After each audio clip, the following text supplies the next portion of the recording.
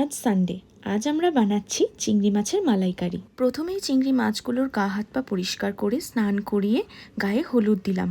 আরে না, নুনও দিয়েছি, আর সাথে লঙ্কা গুঁড়ো।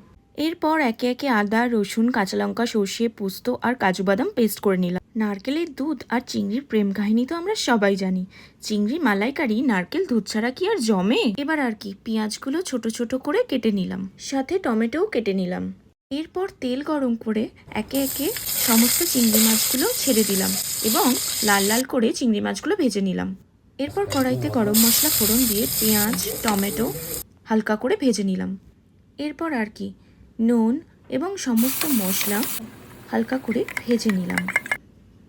মশলাগুলি হালকা করে ভেজে নেওয়ার পর সর্ষে, পোস্ত আর কাজু বাদামের পেস্টটা দিয়ে একটু নাড়াচাড়া করলাম। তারপর হলুদ আর লঙ্কা গুঁড়ো দিয়ে নারকেলের দুধটা দিয়ে দিলাম। এরপর চিংড়ি মাছগুলো দিলেই তৈরি হয়ে গেল আমাদের স্পেশাল লাঞ্চ চিংড়ির মালাইকারি। সানডে কি কারোর রোজকারের মাছের ঝোল খেতে ইচ্ছা করে? সানডে মানেই একটু রাজকীয় ব্যাপার ছিল। আর লাস্টে গরম মশলা দিয়ে আমাদের স্পেশাল লাঞ্চ রেডি।